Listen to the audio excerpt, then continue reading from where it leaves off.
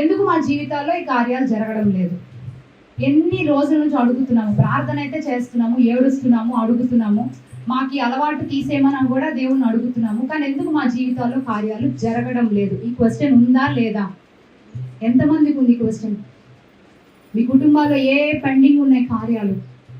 ఈ దినమున దేవుడు ఆ కార్యాలను జరిగించాలి.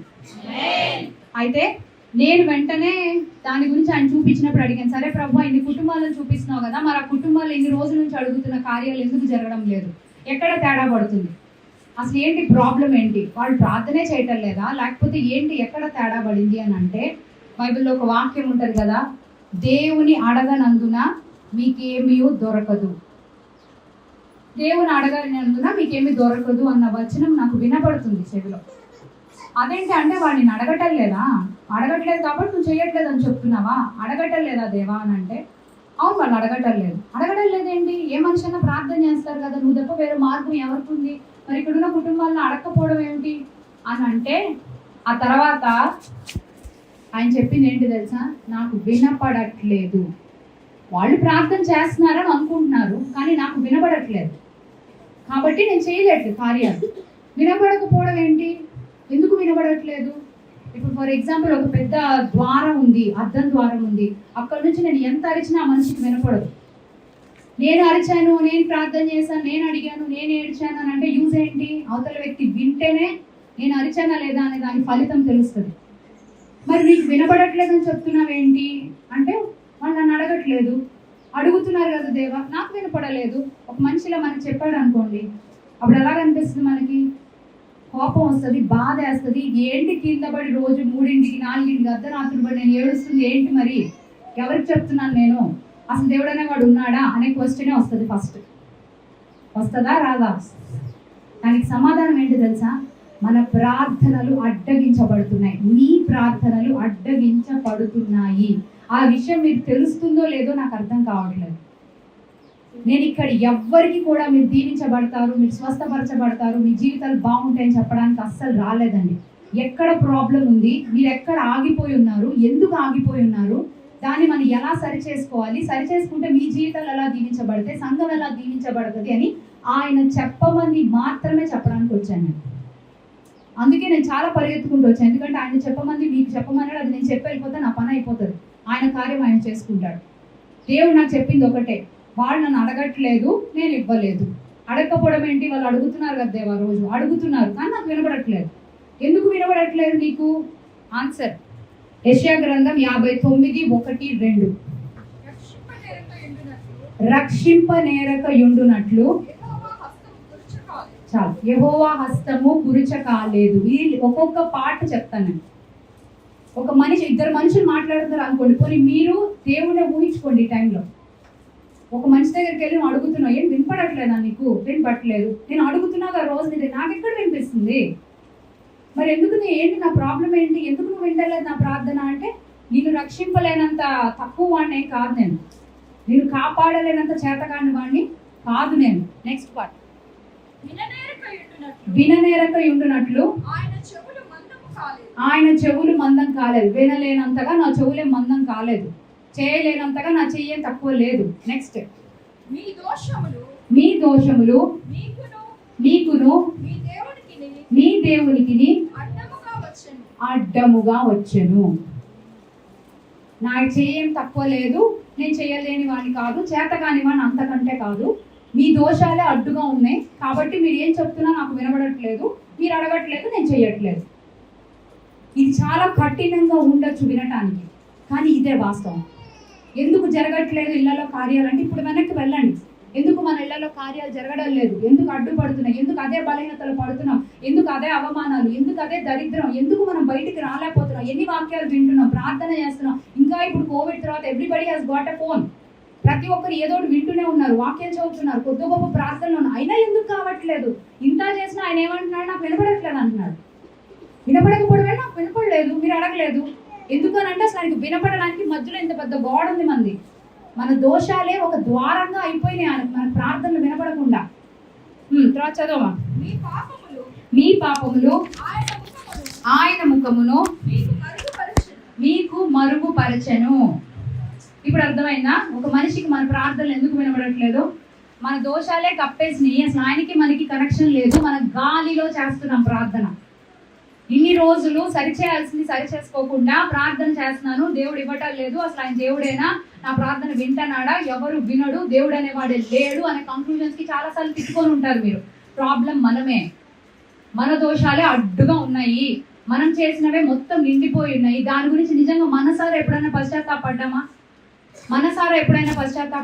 మనుషులం కదా, మనమేం దేవదూతలం కాదు, అందరికీ బలహీనతలు ఉంటాయి. కానీ దాని గురించి సరైన పశ్చాత్తాపం మనకు ఉందా, పడ్డామా లేదని మనకే తెలియాలి. ఈ క్షణాన ఈ సమయంలో నేను ఇక్కడ చెప్పే ప్రతి మాటకి పరలోకమే సాక్ష్యం. ఫలానా రోజు వందన వచ్చి మీకు చెప్పిందా లేదా, మీరు విన్నారా అని ఫస్ట్ మిమ్మల్ని అడుగుతాడు. నేనేదైనా తేడా పడితే ఆ రోజు వెళ్ళి చెప్పావా లేదా, పరలోకమే దీనికి సాక్ష్యం. ప్రాటలు ఈజీగా మాత్రం తీసుకోవడానికి లేదు. కొన్ని గంటల ప్రార్థన, కొన్ని నిద్రలేని రాత్రులు చేస్తే ఆయన చెప్పిన మాట ఇదే. వీళ్ళ జీవితాల్లో ప్రతి కుటుంబంలో కొన్ని కార్యాలు ఆగిపోయాయి, జరగడం లేదు, సంవత్సరాల నుంచి పెండింగ్ పడి ఉన్నాయి. ఎంతకాలం చూసిన వాళ్ళు, లేకపోతే భర్త భార్య నువ్వు ప్రార్థన చేస్తున్నావు ఏంటి ఉపయోగం అనే స్థితికి చుట్టుపక్కల వాళ్ళ మధ్యలో నేను ఒక పెద్ద హాస్యాస్పదం అయిపోయాను. ఎప్పటికీ నా బతుకు చూపించిపోతున్నాను. నేను ఎప్పుడు దీవించబడాలి, ఎప్పుడు చేయాలి, ఎవరిని అడగాలి? నేను అడుగుతున్న వాడే వింటర్ లేదంటే అడుగుతున్న వాడు వింటర్లో చెప్తున్నాడు కదా, నా చెయ్యని తక్కువ లేదు, నాకేం చెవులు పని చేయకుండా ఏం లేవు. ఎందుకు జరగడం లేదంటే మీ కార్యాలే అడ్డుగా ఉన్నాయి. కార్యాలంటే ఏంటి? భయంకరమైన పాపాలు ఒక యాంగిల్, పాపాలని ఆయన చెప్పి నీ చేయకపోవడం రెండో యాంగిల్. సరే, ఒక యాంగిల్ తీసేద్దాం. కొంతమందికి ఉండొచ్చు భయంకరమైన అడిక్షన్స్, పాపాలు, వ్యసనాలు, దరిద్రం, కొన్ని యాంగిల్ ఉండొచ్చు. ఇంకొక యాంగిల్ ఉంది కదా, ఆయన చెప్పిన పని మనం చేయకపోవటం. ప్రార్థన ప్రతిరోజు చేస్తున్నామా? వాక్యం ప్రతిరోజు సరిగ్గా చదువుతున్నామా?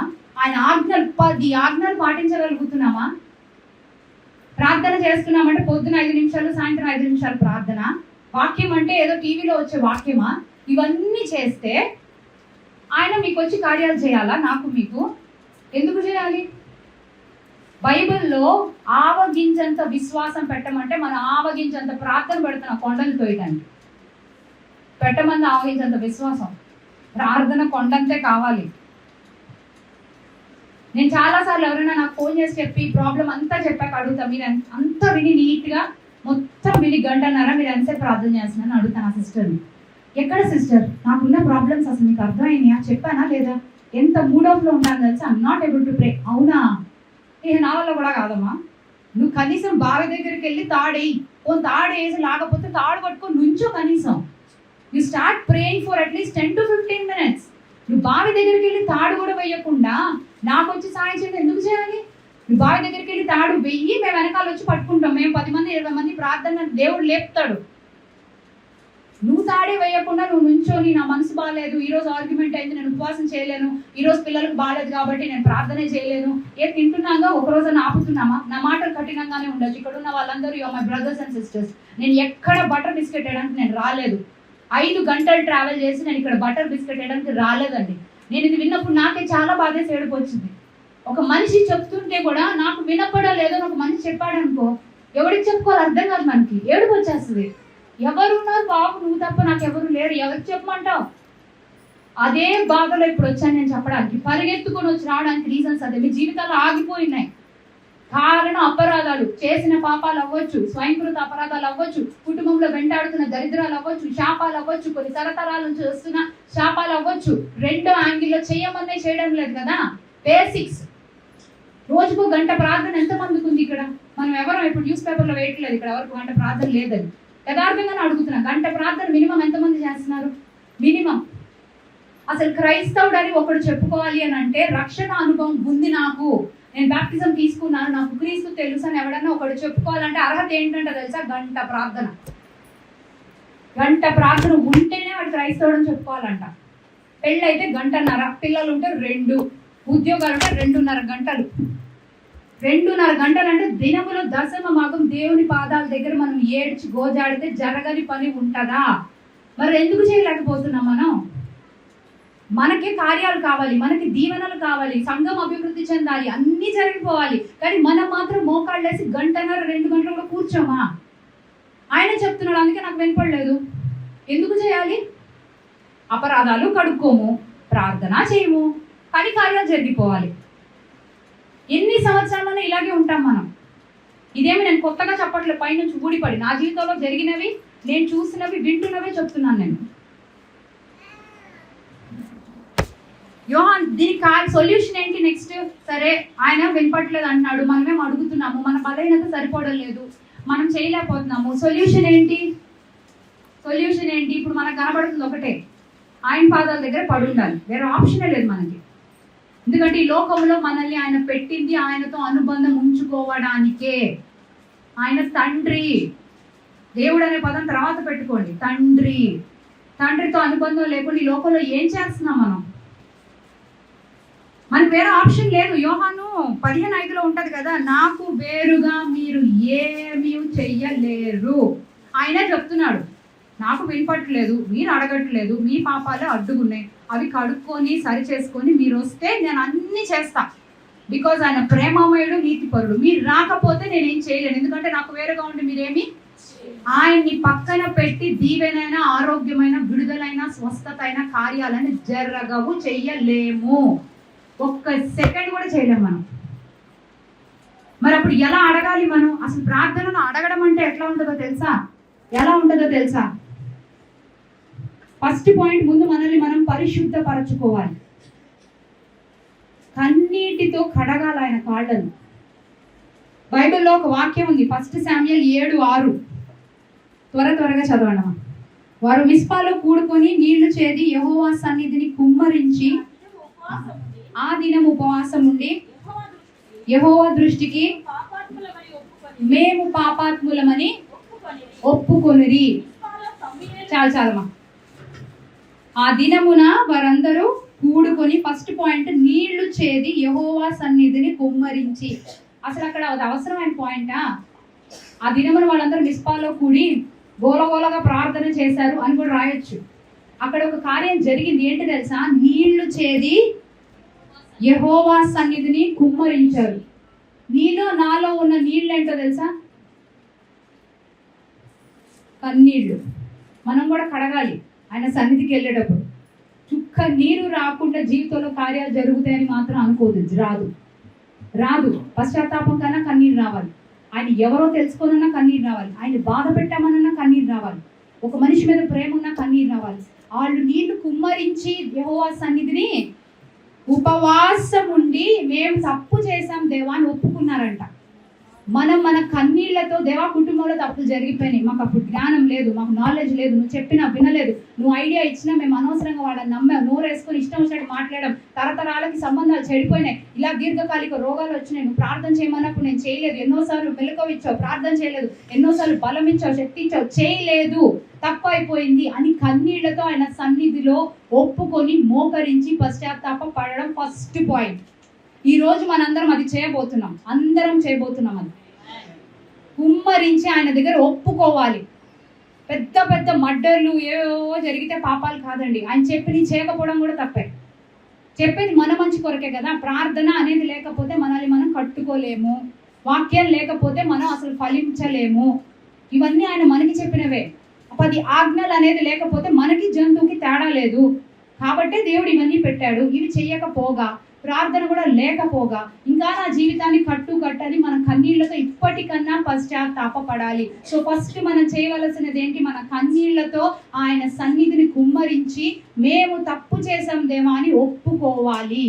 ఎప్పుడైనా గుర్తుపెట్టుకోండి, నేను ఇప్పుడు వెళ్ళిపోవచ్చు, బట్ ఫర్ ఎవర్ ఏదో ఒక టైంలో మీకు ఈ వాక్యం గుర్తొస్తుంది. మీ జీవితంలో కొన్ని సంవత్సరాలుగా ఆగిపోయిన పనులు, గెలవలేని అడిక్షన్స్, గెలవలేని బలహీనతలు, చెప్పుకోలేని విషయాలు తరతరాల నుంచి వెంటాడుతున్నాయి.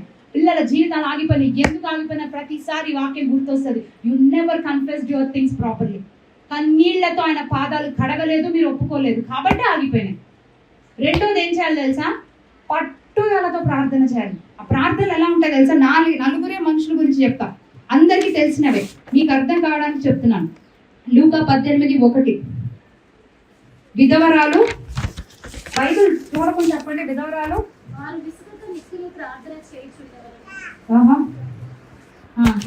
విధవరాలు అను అన్జస్ట్ జడ్జ్ 18:5.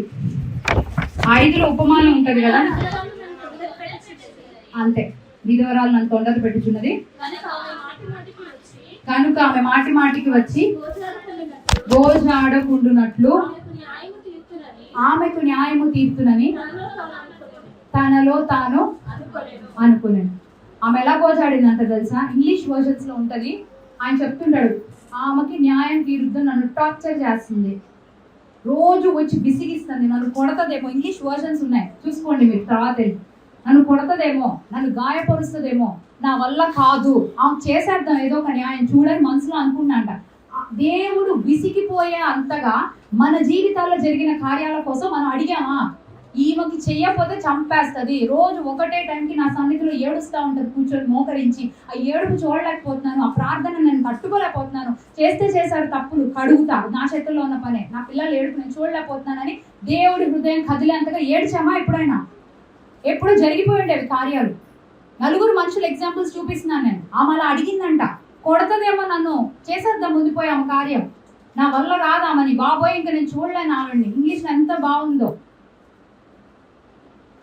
ఆ టైప్లో మనం దేవుడిని అడుగుతున్నామా?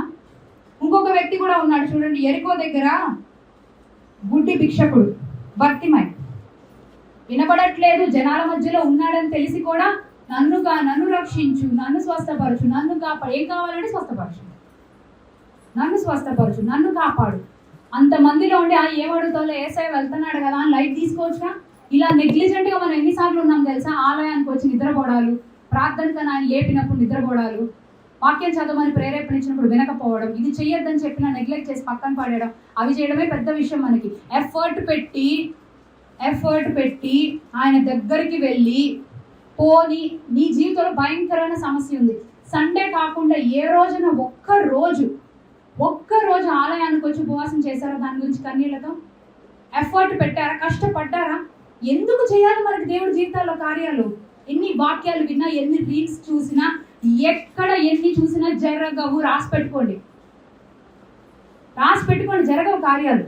ఆదివారం కాకుండా ఆలయం తెరుచుందో లేదో నాకు తెలియదు, నేను నాకు చేస్తావా చేయవా అని విధవరాల్లాగా వచ్చి ఏడు పాపకుండా చేయొచ్చుగా ప్రార్థన, అయిపోయింది అది ఈ పాటి కార్యం. అది చేయలేదు. గుడ్డివాడిలాగా ఆయన వెంట పడడం లేదు. ఇంకొకరు కూడా ఉన్నారు చూడండి, women with issue of blood, రక్తస్రావం కలిగిన స్త్రీ. ఆమెదైతే నేను అసలు సినిమాలో చూసాను, అది ఇంకా భయంకరం. పాకుతూ మనుషులకు కనపడకుండా అంత కష్టపడితే, ఇంత అంచు కూడా కాదది, ఇట్లా జస్ట్ పట్టుకుంది అంతే. అది అంచు అని తెలుగులో చాలా నీట్గా ఉంది. యాక్చువల్గా దారం తెలుసా? దారం పట్టుకుంది ఆవిడ, అంతే, అంచు కూడా కాదు.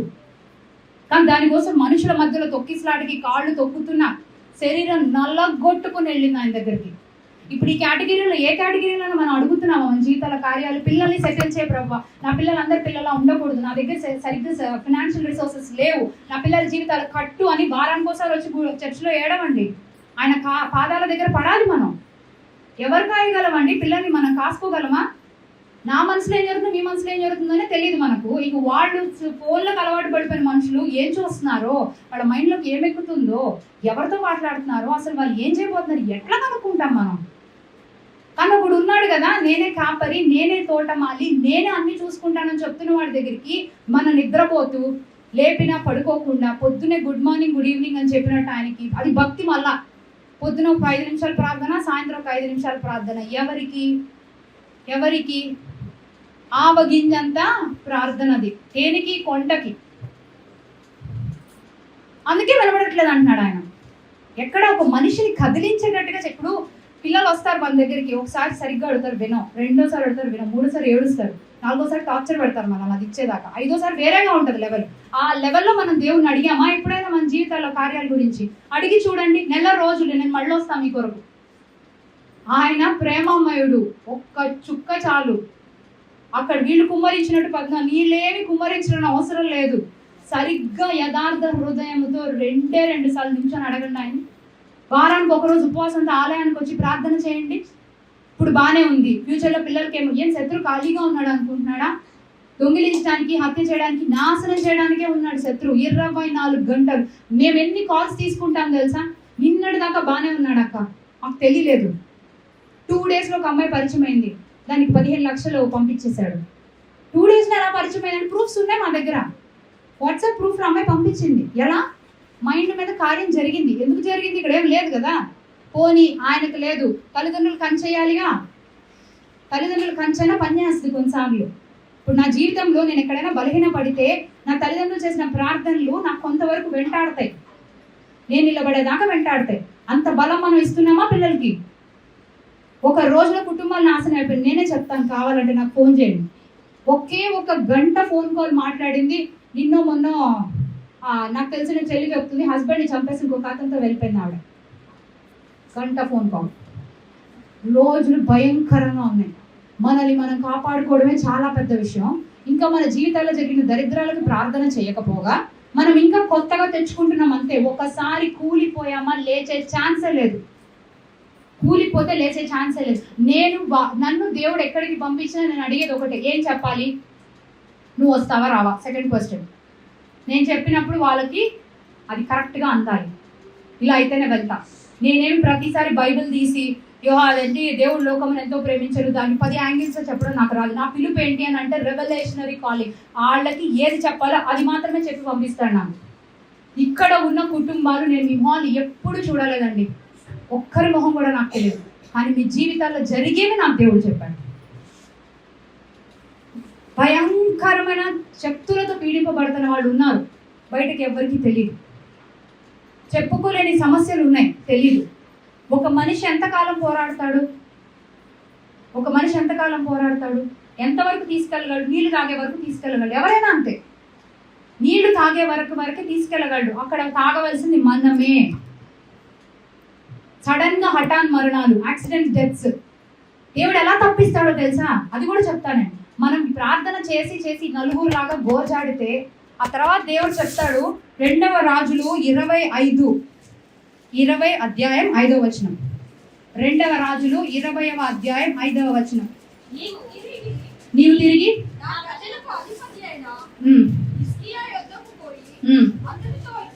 అతనితో ఎట్లనము,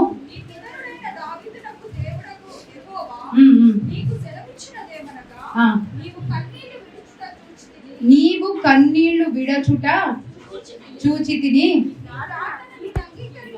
నీ ప్రార్థన. ఫస్ట్ నేను చెప్పిన మాట ఏంటి? వాళ్ళు అడగలేదు, నేను వినలేదు. ఉందా లేదా బైబిల్లో వచ్చిన? వాళ్ళు అడగలేదు, నేను ఇవ్వలేదు. ఇప్పుడు ఏం చెప్తున్నాడు? కన్నీళ్లు చూచాను, ప్రార్థన. ఒక మనిషేనా చెప్తుంది? ఇది ఒక మనిషే కదా, దేవుడేగా చెప్తున్నాడు. అది ఆయనే చెప్పాడు, ఇది ఆయనే చెప్పాడు. ఏం మారింది? మనం మారాం అంతే. ఏం చేసాము? కన్నీళ్లు కార్చాం. కన్నీళ్లు కార్చినప్పుడు గోడలు పగిలిపోయినాయి. క్షమించు ప్రభువా. మిస్పాలో వాళ్ళు ఏం చేశారో అలా మనం ప్రతిరోజు ఆయన దగ్గర క్షమించి అయిపోయింది. పిల్లలు సరిగ్గా నేను ఒక నెల సరిగ్గా గమనించలేదు ప్రభువా, పిల్లలు చేదారిపోయారు. 1 సంవత్సరం నేను వాళ్ళని విడిచిపెట్టేశాను, పట్టించుకోలేదు. నా టైం భయం రావాలి లోపల నుంచి. ఫోన్లో చూసే స్క్రీన్ టైం ఒకసారి చెక్ చేసుకోండి అందరు. నా ఫోన్లో నాకు చెక్ ఉంటుంది. స్క్రీన్ టైం ఏమో 7-8 గంటలు, ప్రార్థన 1/2 గంట. స్క్రీన్ టైంని అడగండి, మరి కాపాడుతుందేమో. మనసాక్షి గుంచుకోవాలి కదా. మనందరం కనీసం దేవుని తెలుసుకొని నిజరక్షకుడని ఎంతో ఎంతో ఎంతో దేవుని నుంచి అనుభవాల్లో మనం పొందుకున్నామా లేదా? ఆయన ప్రేమను మీరు అందరూ రుచి చూసారా లేదా? రుచి చూసిన ఆయన్ని ఎందుకు మరి మనం అట్లా ఈజీగా తీసుకుంటున్నాం? ఇప్పటిదాకా పోనీ ఒక లెవెల్ ఉంటుంది కదా, 30% మనం అనుభవిస్తున్నామేమో మన ప్రార్థన లేమి వల్ల. తిండికి, నిద్రకి, మత్తుకి ఆలయం ఇది. దేవుని జీవజల నది పొంగాలి. మనం ఒక ఆలయం, ఇదొక ఆలయం. మన వల్ల మనకి ఇతరులకి ఆశీర్వాదం రావాల్సింది పోయి మనమే కొన్ని సంవత్సరాల నుంచి మన ప్రాబ్లమ్స్ గురించి చేయడమే సరిపోతుంది. ఒకసారి చెప్తాడు కదా దేవుడు ఆయన గురించి, మనం ఇప్పుడు అన్నాడు కదా, నీ కన్నీళ్లు విడిచిట్టు చూశాను, ప్రార్థన అంగీకరించాను. తర్వాత ఏం చేస్తాడో తెలుసా? ఐడియాలు ఇస్తాడు. సడన్ గా ప్రేరేపణ వస్తుంది. తప్పు జరుగుతుంటే నీ ఇంట్లో ముందు చూపిస్తాడు, కళ్ళ ద్వారానో దర్శనం ద్వారానో. వాక్య రీతిగా హెచ్చరిస్తాడు. అటెళ్ళది ఇటెళ్ళదని గట్టిగా చెప్తుంటాడు. ఒక మనిషితో నువ్వు సంబంధం పెంచుకొని క్లోజ్ అయ్యే కొద్దీ ఆ మనిషి గొంతు నీకు వినబడుతుంది. ఒకప్పుడు ఫస్ట్ మాట చెప్పినప్పుడు నాకు వినపడలేదు, నాకు తెలీదు. 2వ మాటకి నేను కన్నీళ్లు చూశాను, ప్రార్థన అంగీకరిస్తాను. 3వసారికి ఎలా అయిపోతుంది తెలుసా? మనకు ఆయన గొంతు తప్ప ఇంకేం కనపడదు. ఒక కాలం ఇప్పుడు లెంట్ వస్తుంది, 40 రోజులు లిస్ట్ రాసుకోండి. నేను లెంట్ ఫాలో అవ్వమని చెప్పట్లేదండి. ఫాలో అయ్యే వాళ్ళకి చెప్తున్నాను, నన్ను అడిగిన వాళ్ళకి నేను చెప్పాను. లెంట్ అంటే, ఫాస్టింగ్ అంటే ఏంటి అని అంటే, ముందు ఈ ఒక్క సంవత్సరం మీకు ఏది జరగట్లేదో వాటి నిమిత్తం మనసారా ప్రేయర్ టైం పెంచుకొని వాక్యం చదువుతూ ఆయన ఎదుట ఫస్ట్ కన్నీళ్లతో కడుక్కోండి, ఫస్ట్ సెట్ చేసుకోండి రిలేషన్షిప్. ఒక మనిషితో గొడవ అయింది అనుకో, ఏం చేస్తాం, వెళ్ళి సరి చేసుకోవాలి కదా. ముందు రిలేషన్షిప్ సరి చేసుకోండి ఆయనతోటి. అయిపోయింది, నీ కూతురునే తప్పు చేశాను క్షమించు. ఆ టైంకి దేవుడు కృపనిచ్చి కన్నీటితో కాళ్ళు కడగండి. ఆయన కడిగిన తర్వాత స్టార్ట్ చేయండి. ఆయన వారం చేయమంటే వారం చేయండి ఫాస్టింగ్. ఒకరోజు వారంలో ఒకరోజు చేయమంటే 2 ఆలయాల్లో చేయండి. 20 రోజులు చేయమంటాడు, 30 చేయమంటాడు, ఆయన అడగండి. ఆ ఫాస్టింగ్ రోజులు ఏం చేయాలి తెలుసా? వాక్యం చదవాలి, ప్రార్థన పెంచాలి. ఫుడ్ మానేయడం కాదు ఉపవాసం అంటే, ప్రార్థన టైం పెంచండి. ఫుడ్ ఎందుకు మానేయమన్నారంటే, మనం బాగా హెవీ అయిపోయి మందంగా అయిపోయి ప్రార్థన సరిగ్గా చేయలేము, ఇష్టమైంది పక్కన పెడితే శరీరం తక్కువైనప్పుడు ఆత్మ బలంగా ఉంటుందని చేయమంటారు ఫాస్టింగ్. ఆత్మ బలంగా ఉండడానికి మనం అడిషనల్గా మన వాక్యం ప్రార్థన ఇవ్వాలిగా. ఆత్మకు కావాల్సింది ప్రార్థన వాక్యమే. శరీరాన్ని నోరు ముయ్యమని చెప్పాడు ఫాస్టింగ్లో. ఆత్మకి ఏమి ఇవ్వాలి మనం అప్పుడు బలపడాలంటే?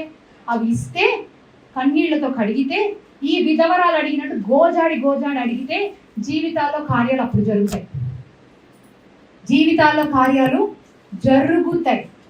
జరగలేదన్నా ఈరోజు రాసి పెట్టుకోండి వాక్యంలో. దేవుని సాక్షిగా చెప్తున్నాను, నేను జరుగుతాయి అన్నదానికి కూడా నేను ఈరోజు సాక్ష్యం చెప్తున్నాను. ఎందుకు జరగలేదంటే ఈ వాక్యమే గుర్తురాదు. ఎందుకు జరిగింది అని కూడా ఆలోచించుకోండి. మీరు వెళ్ళి టెస్ట్ చేసుకోండి, ఏదో ఒక విషయం ఎత్తుక్కోండి మీ జీవితాల్లో. ఇది నా జీవితంలో చేసిన తప్పు, అనవసరమైన అప్పు, అనవసరమైన మాటలు, అనవసరమైన టైం వేస్ట్, ఇది నిద్రపోయాను రోజంతా. ఒక మనిషి అంట నిద్రపోయే ముందు ఆలోచించుకోవాలంట, నిజంగా నేను అలసిపోయే అంత చేశానా ఈరోజు? శారీరకంగా చేయాలి, ఆత్మీయంగా కూడా చేయాలి. చేశానా? ప్రార్థన చేశానా? వాక్యం చేశానా? నా బాధ్యతలు నేను చూసుకున్నానా? తల్లి, తండ్రి, భార్య, భర్త అన్ని చూసేసుకున్నానా? ఇవన్నీ అయిపోయిన తర్వాత నిజంగానే నేను అలసిపోయానంటే అప్పుడు నిద్రపోవాలంట. ఈ లెక్క మనం ఎవరో నిద్రపోకూడదు, అంతే. ఎవరో నిద్రపోకూడదు మనం. ఒక మనిషి నిద్ర దేవుడు ఎందుకు ఇచ్చాడు కదా? రెస్ట్ ఎప్పుడు? టైర్డ్ అయిన వాళ్ళకి రెస్ట్, ఖాళీ కూర్చున్న వాళ్ళకి రెస్ట్ ఎందుకు? అవునా కాదా? నేను మరలా చెప్తున్నా, నేను మిమ్మల్ని ఎవరిని పాయింట్అవుట్ చేయడానికి, నాకు ఒక్క పేరు తెలియదు, ఒక్క మొహం కూడా తెలియదని. ఆయన చెప్పమన్నది నేను చెప్పి వెళ్ళిపోతా. మాటలు ఇలానే ఉండొచ్చు, పర్వాలేదు, మీకు నొప్పి కలిగినా కూడా. కానీ ఒకరోజు ఆయన పాదాలు పట్టుకొని అడుగుతారే, అడిగి సంపాదించుకుంటూ ఉంటారే దేవుని కార్యాలు. మీకు మీరే బలపరుచుకొని మీరే బలంగా ఉండి ఇతరులకు ఇదే చెప్తారు. మీరు వెళ్ళి ప్రార్థన లేకపోతే నాడవదు, మీరు మాటలు ఆయనతో కనెక్షన్ లేకపోతే నాడవదు, ఇలా చెయ్యవలసింది అని మీరు 4-5 యుద్ధాలు గెలుస్తారు కదా, ఇంట్లో కార్యాలు జరుగుతాయి కదా, మీరు వెళ్ళి నలుగురికి చెప్తారు. అది చెప్పిన తర్వాత మీకు ఆయనతో అనుబంధం పెరుగుతుంది. రివర్స్లో ఇంకొక సంవత్సరం అయ్యాక నేనే వచ్చి ఇలా మాకు ఒక ప్రేయర్ పాయింట్ ఉంది, అందరం కలిసి చేయండి అంటే మనందరం నుంచొని ప్రార్థన చేస్తే నేను ఇంటికి వెళ్ళలోపు ఆ కార్యం జరగాలి. అంత బలంగా మనం తయారవ్వాలి. ఎందుకంటే మనం మాట్లాడుతుంది ఎవరితో? తండ్రితో. ఇదే డేట్కి మళ్ళీ నేను సంవత్సరం అయ్యాక రానా, వచ్చి చూద్దాం. అందరూ ప్రార్థనలో బాగా ఉండండి, జీవితాల్లో కార్యాలు సంపాదించండి. పౌరుషంగా మనందరం కూర్చొని దేవా ఇది ఒక ప్రేయర్ పాయింట్ ఉంది, ఎక్కడో ఎవరినో చంపేస్తున్నారంట, మనం ఇక్కడ ప్రార్థన చేస్తే కార్యం జరగదా? చేస్తానని చెప్తున్నాడు కదా, అంగీకరించాను, కన్నీళ్లు చూశాను, ప్రార్థన అంగీకరించాను. ఫస్ట్ ఏమన్నా నాకు కనపడలేదు, నాకు వినపడలేదు.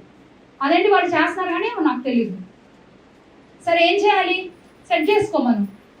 సరే మిస్పాల్ లాగా మేము కూడా కన్నీళ్ళతో సెట్ చేసుకున్నాం. ఇప్పుడు ఏం చేయాలి? నాకు వినపడేలాగా అడగమను. ఓకే దేవా, అలాగే అడుగుతాం. మరి విధవరాలు అడిగినట్టు నేను టార్చర్ పెట్టాలి అంతే కదా ప్రార్థనతో, అలాగే చేస్తాం. ఎందుకంటే నువ్వు తప్ప మాకు వేరొక ఆధారం లేదా, నువ్వే చెప్తున్నావుగా యోహానులో, నాకు వేరుగా ఉండి మీరు ఏమీయో. ఇక్కడున్న 100 మంది ఉన్నారు, మీరు సరిగ్గా నిలబడితే ఈ రోడ్డు కూడా దాటేంత జనం రావాలి. ఎందుకంటే సజీవుడైన దేవుని వారు ఆరాధిస్తున్నారు. వాళ్ళు నిజంగా మోకరించి ఏడ్చి ప్రార్థన చేస్తే కార్యాలు అయిపోతే వాళ్ళతో పెట్టుకోవద్దు అనే స్టేజ్కి రావాలి మీరు. ఒక మనిషి కన్నీటితో 100 మంది బతకలేరండి.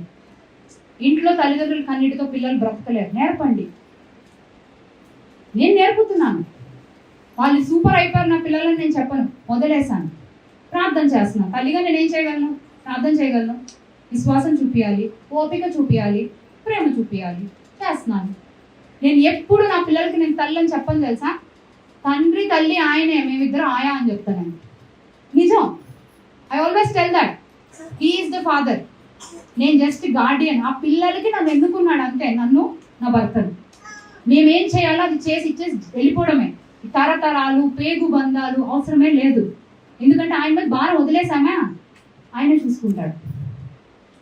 నా పిల్లలు నాది నాది అని ఆ భారం ఇచ్చి ప్రార్థన చేయిస్తాడు కదా. ఆ తర్వాత వీళ్ళ మీద ప్రేమ చిన్నగా సెట్ అవుతుంది, తగ్గదు. ఎంతవరకు చూపించాలి అంతవరకు సెట్ అయ్యి ఆయన మీద ప్రేమ ఎక్కువ అవుతూ ఉంటుంది. సో నీ పిల్లలు ఎప్పుడైతే సంవత్సరం ముందు నీ దగ్గరకు వచ్చి అది కావాలి ఇది కావాలంటే ఏడ్చి గోజాడి ప్రార్థన చేసిన మనము ఒక సంవత్సరం అయ్యేటప్పటికి ఆయన ఎవరో మనకు అర్థం అవుతుంది. కాబట్టి మళ్ళీ వచ్చి వాళ్ళు అదే పాయింట్ మనల్ని అడిగితే ఏం చెప్తామో తెలుసా? ప్రార్థన చేద్దాం. నాకు కూడా ఒక తండ్రి ఉన్నాడు, ఆయన అడుగుతా మారిందా లేదా. ఎవరు మారారు? ఆయన మారలా, పిల్లలు మారలా, మనమే మారుతాం. నిజంగా నేను షాక్ తిన్నాను. వాళ్ళు అడుగుతున్నారు ఇవ్వట్లేదంటే సరే బైబిల్లో ఉన్న వాక్యం నాకు వినబడట్లేదు ఏంటి. అందుకే రాగానే అందరు ముఖాలు చూశాను నేను. వీళ్ళు ఎంత చేస్తూ ఉంటుంటారు, కొద్ది గొప్ప చేస్తున్నారా? ఆయన నాకు తెలియదు కదా. ఆయనే మీ తండ్రి, నీ తండ్రి నా తండ్రి ఆయనే. మరి ఆయన చెప్తున్నాడుగా జీవితాల్లో కార్యాలు ఆగిపోయి ఉన్నాయి. ఈరోజు బలమైన ఆత్మదేవుడు దిగి మన మధ్యలో కార్యాలు జరగాలి. అవి ఎలాంటి బలహీనతలైనా బంధకాలైనా దేవుని శక్తి ముందు ఈ రోజు అవి కాలిపోవలసిందే. కానీ మీరు మాట ఇవ్వాలి దేవునికి. ఏమని? కన్నీటితో యాక్షన్ చేయమనో కష్టపడి తెచ్చుకోమనో చెప్పట్లేదు. తప్పు చేశామన్న భావన మనసులో ఉంటే ఆటోమేటిక్గా వస్తుంది ఏడు. నాకు మీరు ఎవరని తెలుసా నేను ఏడుస్తున్నాను? ఎవరో ఏదో ప్రేయర్ పాయింట్ చెప్తే ఎందుకు ఏడుస్తున్నాను నేను? నాకు తెలుసు ఆ పెయిన్. ఒకటి ఆయన మీద ప్రేమ, రెండు ఆయన ప్రేమ నాలో ఉంది కాబట్టి నేను మిమ్మల్ని ప్రేమిస్తున్నాను. మామూలుగా అయితే నాకు సంబంధం కూడా లేదు కదా. అని ఆయన ప్రేమ నన్ను కూడా మారుస్తుంది కాబట్టి అదేంటి ప్రభు అంత పెద్ద మాట అనేసాను. నేనే తప్పు వింటున్నాను అనుకున్నాను నేను 2-3 సార్లు. వాళ్ళు అడగట్లేదు. అడగకపోవడం ఏంటి? ఆలయంలో మరి ఏం చేస్తున్నట్టు, ఇంట్లో ఏం చేస్తున్నట్టు నాకు వినపడట్లేదు. ఏం అడ్డుగా ఉంది? వాళ్ళవే అడ్డు పెట్టుకున్నారు. వాళ్ళ పాపాలు, వాళ్ళ శాపాలు, వాళ్ళ తప్పులు రెండు నేను చెప్పింది చేయరు. వాళ్ళే అడ్డు పెట్టుకున్నారు మొత్తం. కాబట్టి నాకు వినపడట్లేదు. మిస్పా దగ్గరికి మనం ఈరోజు వెళ్ళవలసిందే. ఒకసారి ఈరోజు మనం మిస్పా దగ్గర కన్నీళ్లు కార్చి ఆయన పాదాలు కడిగి క్షమాపణ పొందాక గోజాడి ఆయనకే విసుకొచ్చి విరక్తి నుంచి మనకి ప్రేయర్ పాయింట్స్ చేయాలి. మరి ఎన్నడూ నేను వెనక్కి చూడను దేవా. చిన్న చిన్న మిస్టేక్సే ఇప్పుడు కనీసం అవి తెంచుకోలేనంత సమస్యలు అయిపోయినాయి. చిన్న మాటే కుటుంబాలు కూలిపోయినాయి. చిన్న గొడవే భార్యాభర్తలు విడిపోయారు. చిన్న అలక్ష్యం పిల్లలు చేయి దాటిపోయారు. చిన్న టెంప్టేషన్ అప్పు చేసేసాను, చెప్పేవాళ్ళు లేరు, ఏది పడితే చేసేసాను. ఇప్పుడు కోలుకోలేకపోతున్నాను, ఎవరికి చెప్పాలో తెలియడం లేదు. కొన్ని వెంటనే చేస్తాడు, కొన్ని ఆలోచన ఇస్తాడు, కొన్ని మనుషులను పంపి చేయిస్తాడు, కొన్ని ఆ టైంకి నీకే ధైర్యం ఇచ్చి స్లోగా చేస్తాడు. కానీ ఆయన ఖచ్చితంగా ఏదో ఒకటి చేస్తాడు. ఇలా చేయి దాటి విడిచేసి నాకు వినపడలేదన్న స్థితి ఎంత భయంకరంగా ఉంది మనకి వినడానికి. దేవాది దేవుడు సృష్టించిన వాడు నాకు తెలీదు. ఇంకో దగ్గర ఉంటది బైబిల్ ఆ వాక్యం, మీరు మాట విననొల్లని ప్రజలు కనుక నేను రాను. అలా చేయి విడిచిపెడితే ఏంటి నీది నాది పరిస్థితి? కొన్ని సంవత్సరాలు చూస్తాడు, జీవితకాలం అయిపోద్ది, నీది అయిపోద్ది, తర్వాత నీ పిల్లలు వస్తారు, నీ పిల్లలు వస్తారు. వీడు మాట విననొల్లని ప్రజలు, ఇంకా నా వల్ల కాదు, నువ్వేమన్నా చేసుకో అని చెప్తాడు మోషేకి. ఆ మోషే బ్రతిమలాడతాడు, లేదు ప్రభా నువ్వు కావాలి, దూతని పంపిస్తా. నాకు దూత కాదు, నువ్వే రావాలి, సన్నిధి పంపిస్తా. ఆ సన్నిధి అన్ని కాదు, సరే వస్తా. ఎప్పుడు ఒక మనిషి అడిగితే దేవుడు సరెండర్ అయ్యాడు. కానీ కొన్ని వేల మంది గురించి నాకు సంబంధం లేదు వాళ్ళతో అన్నాడు. ఈ మనిషికి కొన్ని వేల మందికి ఏంటో తెలుసా? ఈ మనిషి నిత్యం ఆయనతోనే ఉన్నాడు. ఆయనకి లేదు ఆ కోపం మోషేకి? పరిశుద్ధులా, పర్ఫెక్టా, చంపేసేలా, పూడ్చేలా? మరి ఆ మనిషి దేవుడు సరి చేసుకుని దారిలోకి వచ్చాడా లేదా? లాస్ట్లో కూడా వెళ్ళలేదు. మనిషి పర్ఫెక్ట్ కాదు, కానీ ఆయనతోనే ఉన్నాడు. ఆయన దగ్గర ఏడ్చాడు, గోజాడాడు, కనిపెట్టాడు. ఆయన్ని వదలలేదు కాబట్టి ఆయనకు కూడా దేవుడు సరెండర్ అయి వచ్చేసాడు. అదే వేల మందిని వదిలిపడేశాడు దేవుడు. నేను ఒక ప్రవచనం విన్నాను 2025 స్టార్టింగ్. ఇంకా దేవుడు బ్రతిమలాడే టైం అయిపోయింది, అవకాశాలు ఇచ్చే టైం అయిపోయింది, వేరేగా ఇష్టం వచ్చినట్టుగా సేవ చేసే సేవకుని ఉంచే సమయం కూడా అయిపోయింది. ఆయన మార్చేస్తున్నాడు, ఎక్స్చేంజ్ చేసేస్తున్నాడు, తీసేస్తున్నాడు. చాలామంది మరణిస్తారు. ఇలాంటి ప్రవచనాలు విన్నాను నేను. సరే అవి నిజమా కాదా అని పక్కన పెట్టిన, ఒకటి జరిగితే ఆ లిస్ట్లో మనం ఉన్నామో లేదో చెక్ చేసుకోవాలి కదా. అసలు కనెక్షన్ లేదు, 5 నిమిషాలు ప్రార్థన, నెత్తి మీద సమస్యలు, బైబిల్ ఒక చాప్టర్ కూడా సరిగ్గా చదవము. ఈరోజు ఒక చాప్టర్ చదివితే రేపు చదవము, ఎల్లుండి ఒక గంట చదివితే వారానికి సరిపడా గంట ప్రార్థన ఫిక్స్ చేస్తాము. సడన్గా ఆయన వచ్చి ఇట్లా జల్లెడ కొట్టాడంటే ఎవరు ఉండవు. ఎవరు ఉండవు. ఇంకా ఇంకా ఇంకా సేవకులను లేపి కోత విస్తారు పనివారు కొద్దిమంది, అంటే పనివారు చాలా మంది ఉన్నారు, కానీ ఆయన టిక్ మార్క్ పెట్టే సేవకులు కొద్దిమంది ఉన్నారు. కాబట్టి సరిపోవట్లేదు. నేను అందుకే ఫస్ట్లో చెప్పాను, నేను మరలా మిమ్మల్ని చూస్తే మళ్ళీ నన్ను దేవుడు పంపించినప్పుడు మాత్రమే ఇక్కడికి వస్తాను. 4 మంచి మాటలు చెప్పి దేవుడు మిమ్మల్ని దీవిస్తాడు, he loves you, he saves you, he is there with you, 4 పాటలు పాడి నేను వెళ్ళిపోవచ్చు. నాది అది కాదు. ఇక్కడ ఉన్న 10 మంది అయినా ప్రార్థనలో నిలబడితే, వారి జీవితాలు వాళ్ళు కట్టుకుంటే, వాళ్ళు నిలబడి వాళ్ళ కుటుంబాలను మోకాళ్ళ యుద్ధంతో కట్టుకొని శాపాలు దరిద్రాలు అన్ని తొలగించుకుంటేనే నేను ఇక్కడ వచ్చిన దానికి ఒక అర్థం ఉంటుంది.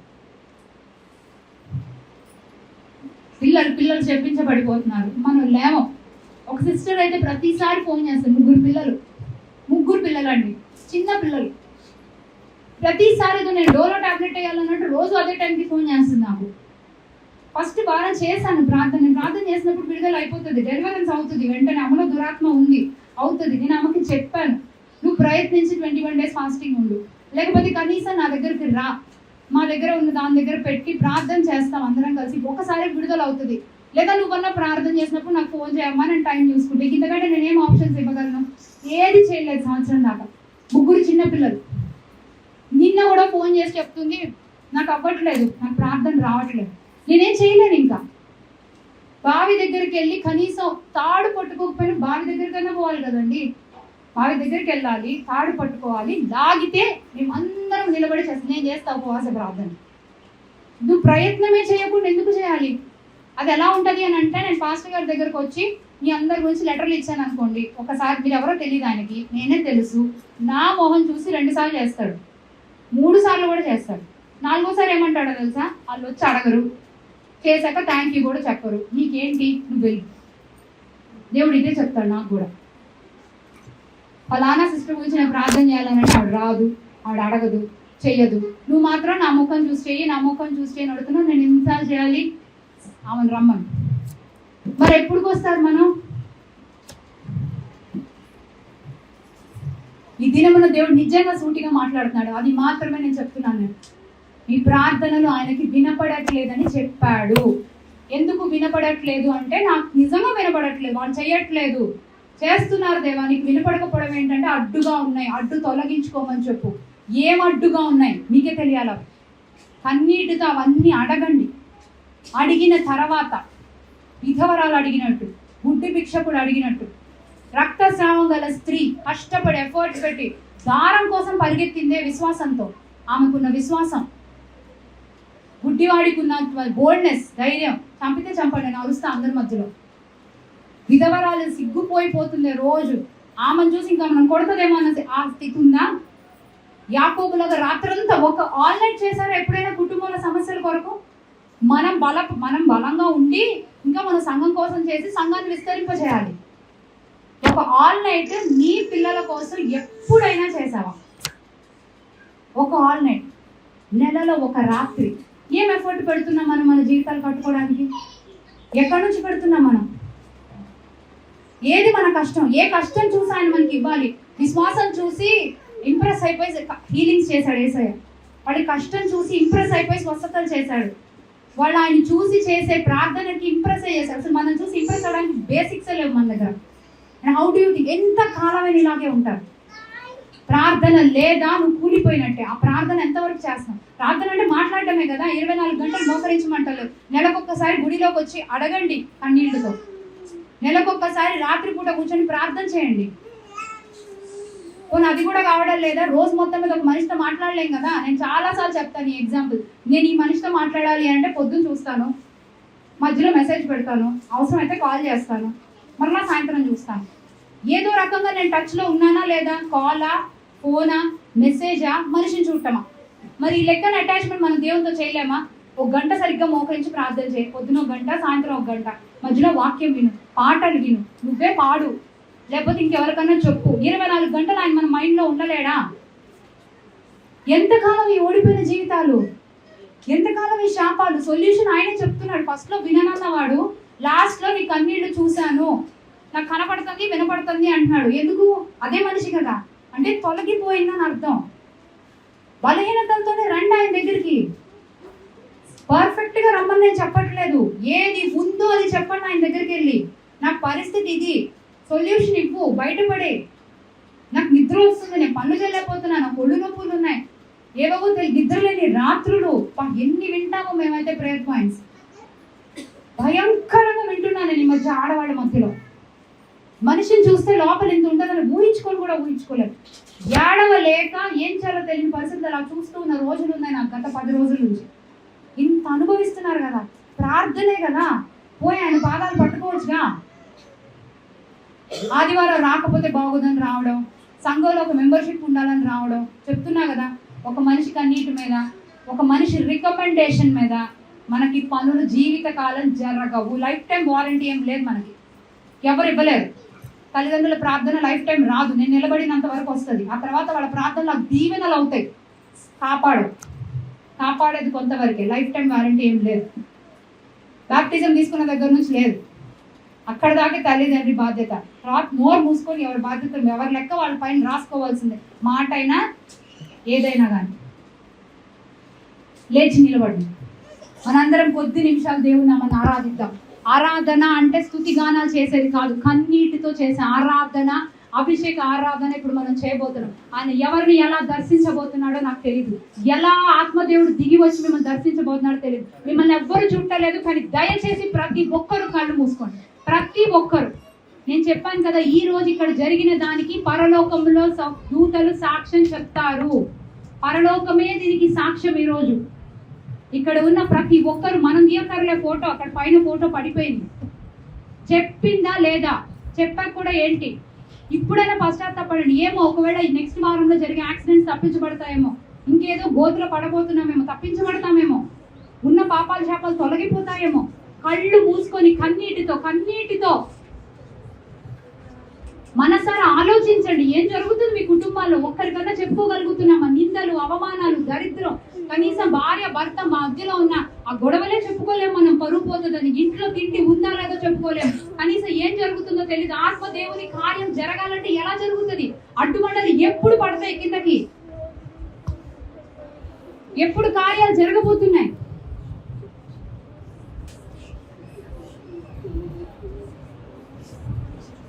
నోరు తెరచి చేతులు పైకెత్తి ఎలా ఏడుస్తారో ఏడవండి.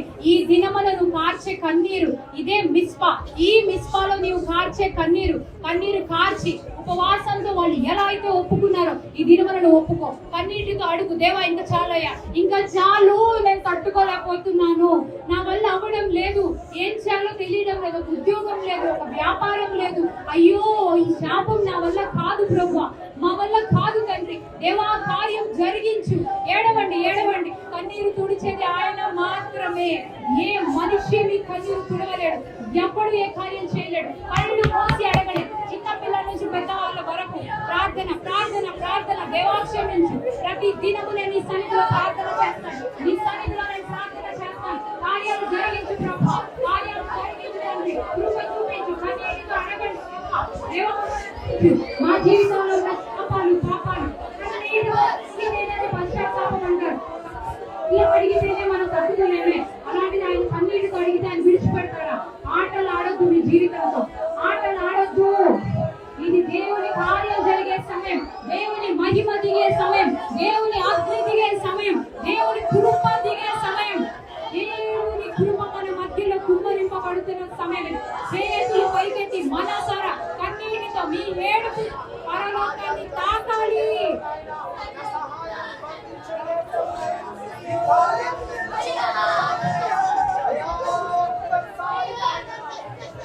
అడగండి. మీ కుటుంబంలో సమస్యలు మీకు మాత్రమే తెలుసు. ఇప్పుడు సిగ్గు పడితే, ఇప్పుడు ఆయన దాటిపోతే మళ్ళీ ఆయన రాడు. నన్ను దాటిపోవద్దు, నా కుటుంబాన్ని దాటిపోవద్దు దేవా, మా కుటుంబాన్ని దాటిపోవద్దు. అన్నిటితో అడగండి, తండ్రి కనికరించు, మా కుటుంబాన్ని దాటిపోవద్దయ్యా, మాకెవరు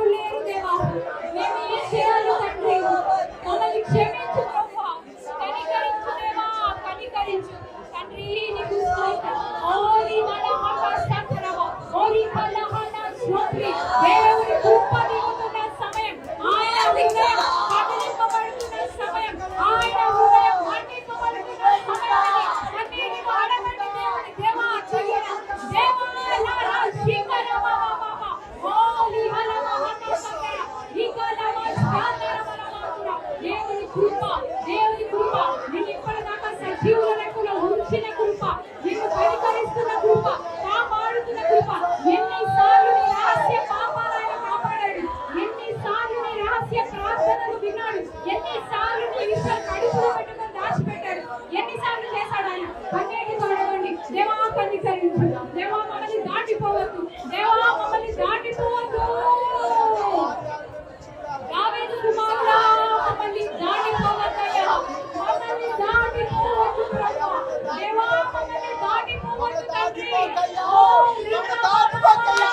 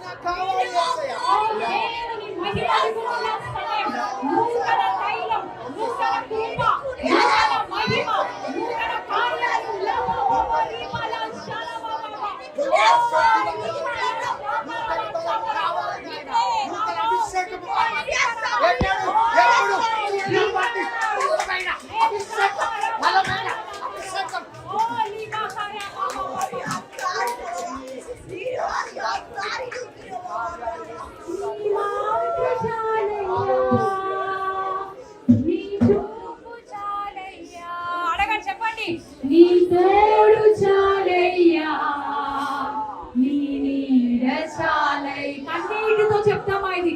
నీ మాట చాలయ్యా, నీ చూపు చాలయ్యా, నీ తోడు చాలయ్యా, నీవు చాలు దేవా, మమ్మల్ని దాటిపో, ఉంటే నాకు చాలు యేసయ్యా, నీ వెంటే నేను ఉంటాను యేసయ్యా. కన్నీటితో ఉంటే నాకు చాలు యేసయ్యా,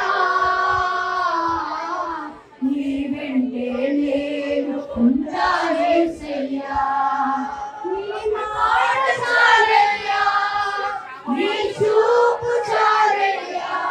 ఆటలాడండి దేవుని సన్నిధిలో, దేవుని మహిమ దిగుతున్న సమయం ఇది, దేవుని కృప దిగుతున్న సమయం ఇది. నీ చూపు చాలయ్యా, యేసయ్యా, నీ తోడు చాలయ్యా, నీ నీడ చాలయ్యా, నీ మాట చాలయ్యా, యేసయ్యా. మమ్మల్ని దాటిపోవద్దు, మమ్మల్ని దాటిపోవద్దు. చాలయ్యా, నీ తోడు చాలయ్యా, నీ నీడ చాలయ్యా, నీ నాకు చాలు యేసయ్యా, నీ వెంటే